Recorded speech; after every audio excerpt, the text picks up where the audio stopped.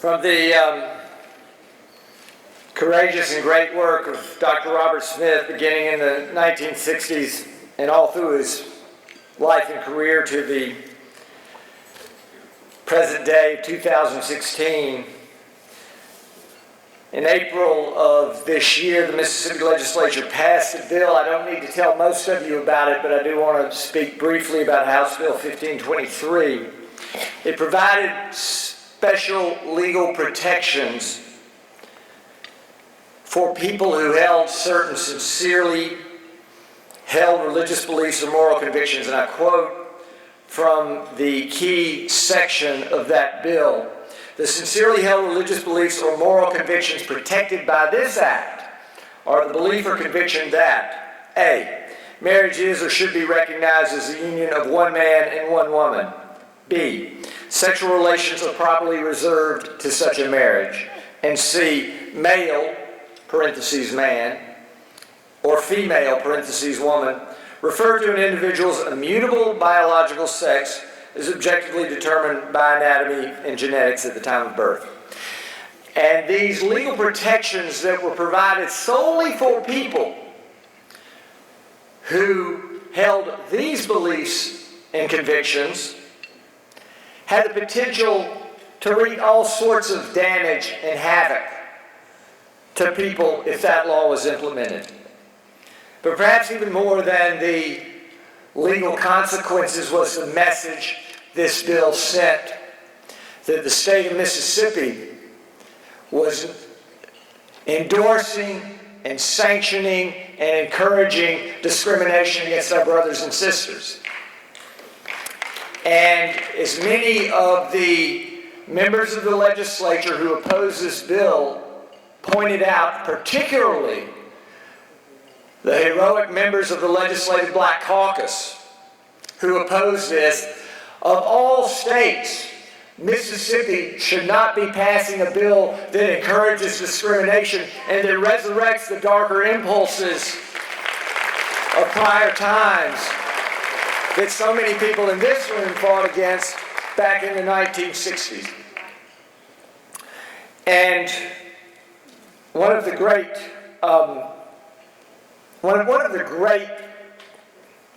silver linings, I guess is the best word, of the passage of this bill was the reaction of people of goodwill around this state once it was passed.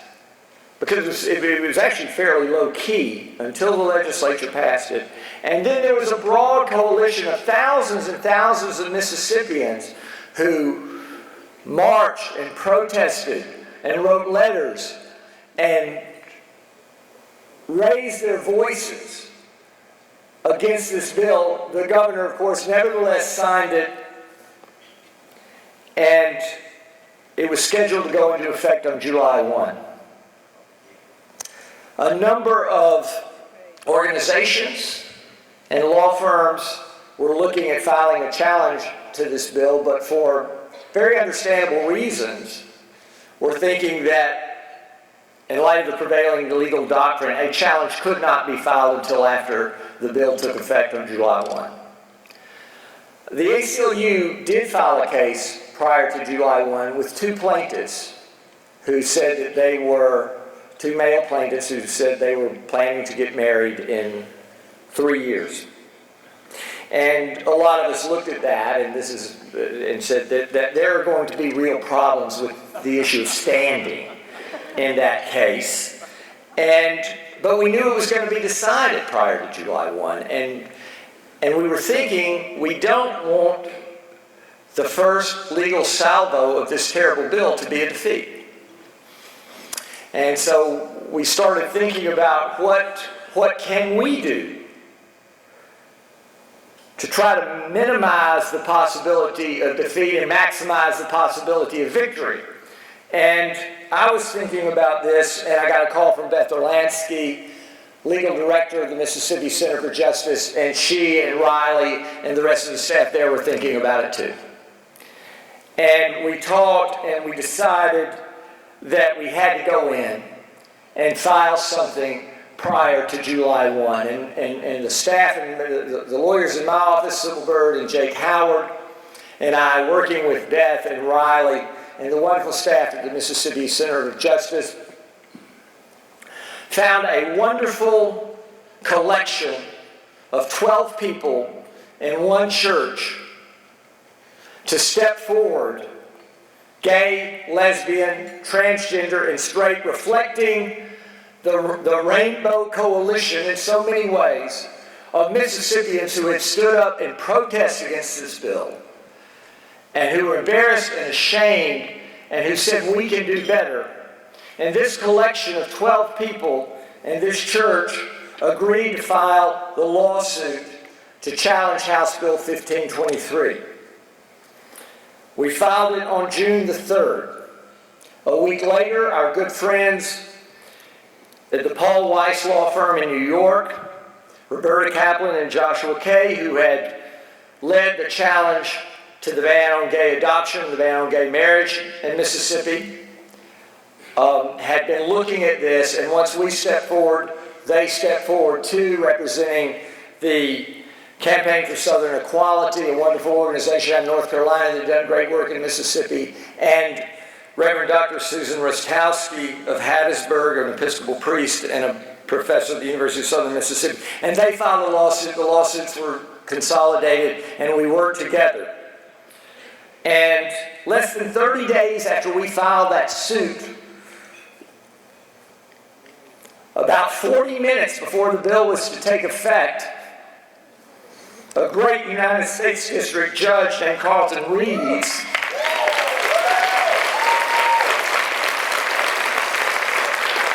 issued a 70-page decision which struck down as a violation of the Establishment Clause of the First Amendment and the Equal Protection Clause of the 14th Amendment, House Bill 1523.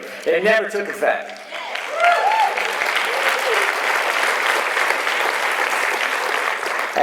As was not surprising to any of us, the governor immediately asked the United States Court of Appeals for the Fifth Circuit to stay Judge Reed's order to allow the bill to go into effect, and a panel of the Fifth Circuit, including United States Circuit Court Judge James Graves of Jackson, Mississippi, denied the motion.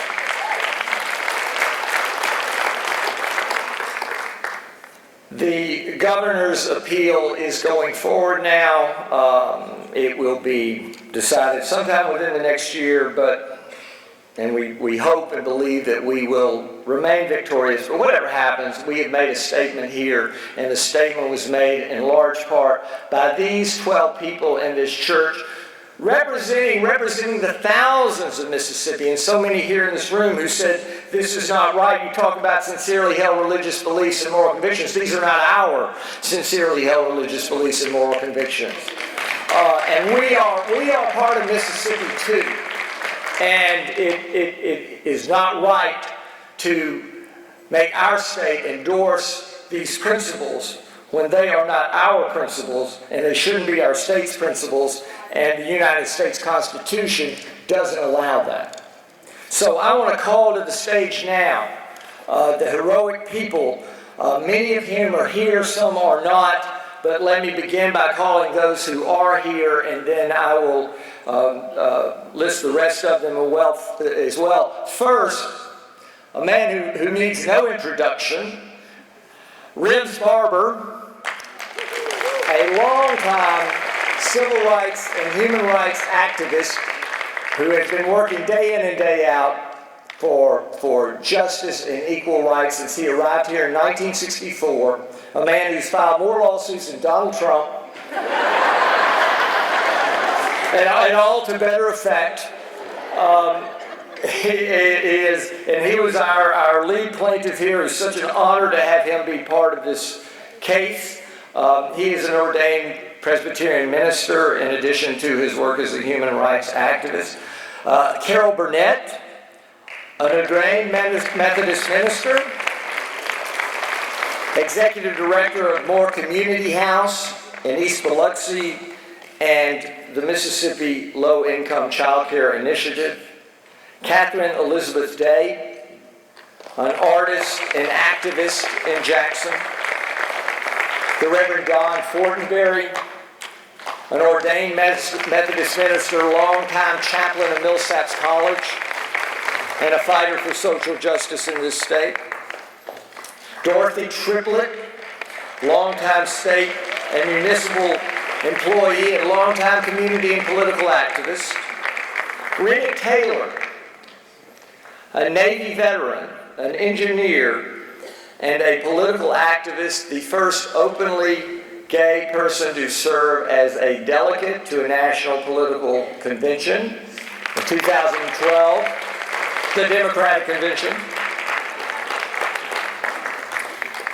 Brandolyn Mangum Deere, the pastor at the Joshua Generation Metropolitan Community Church in Hattiesburg, Mississippi, and the church who helped bring this case, her church, the Joshua Generation Metropolitan Community Church, an inclusive ministry that welcomes all people regardless of age, race, sexual orientation, gender identity, or social status.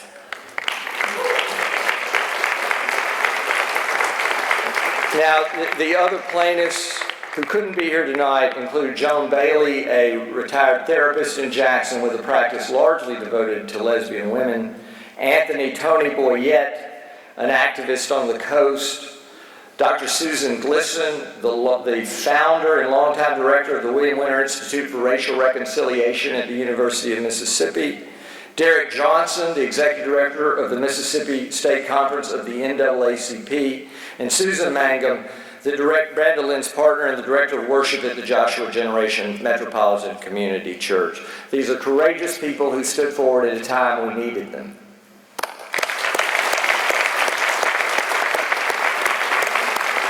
Now, to accept the award, on behalf of all, Rims Barber and then Brandolyn Mangum Deere.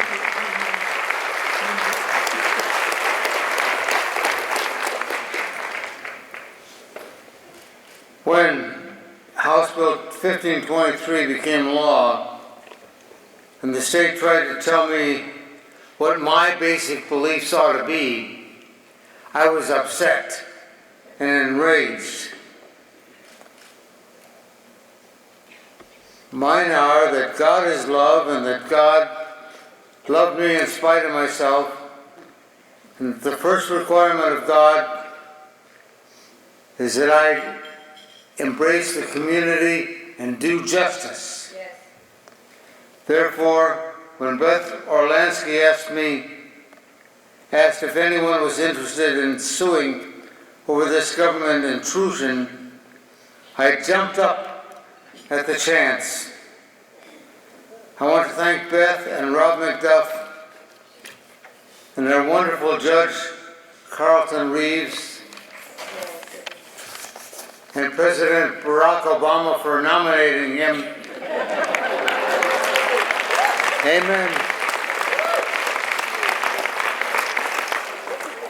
Because we are going to win,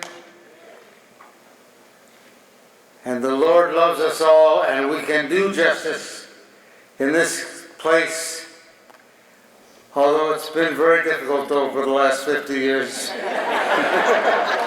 But we shall overcome.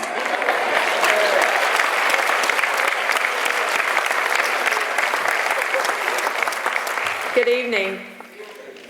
My name is Brandolyn Mangum Deere, and what an honor to be here tonight, especially on this day. My denomination, the Metropolitan Community Church, was founded 48 years ago today, and it was founded because of religious oppression against the LGBT community. So what a privilege and what an honor I felt when the Mississippi Center for Justice contacted me and asked if our little church in South Mississippi in Hattiesburg would be a plaintiff against this bill. I'm the pastor of Joshua Generation MCC Church in Hattiesburg. And you know, it seems a little strange to be up here receiving an award for doing what is right. But unfortunately, with injustice running rampant in our world, because of what I believe to be due to the historic times that we are living in. It is often hard to find people who are standing on the right side of history. However, tonight, that is not the case. Tonight, we are surrounded by people who I would call heroes. Every single person in this room is a hero. Whether it be a plaintiff, an attorney fighting for justice, a supporter of this wonderful organization, you're all heroes. I want to thank the Mississippi Center for Justice, Riley Morse, Rob McDuff, and the entire legal team for standing up for justice and doing one hell of a job, I might add.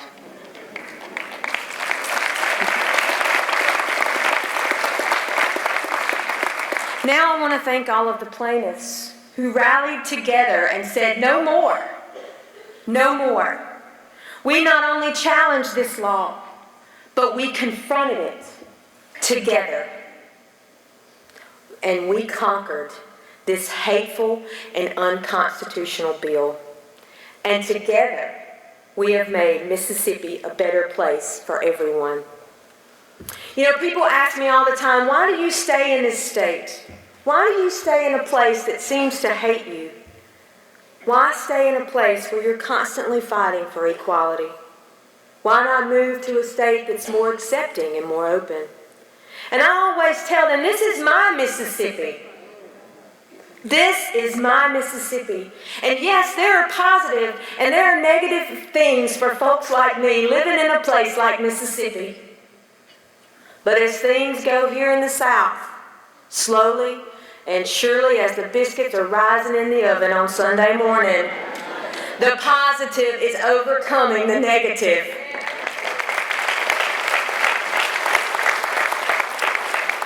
And as the old Southern mantra goes, the South will rise again, only this time, she's going to rise new. The new South is going to rise educated, enlightened, and equal because of people like this. People like you who are staying and fighting injustice in our state. Because you know what? Times, they are a-changing, y'all. They are a-changing. And together, we are making Mississippi the hospitality for all state. What an honor it is to stand alongside so many fierce and fearless people. Again, I want to thank you for all you've done for justice, for all you've done for Mississippi, and continue to do for Mississippi. Thank you.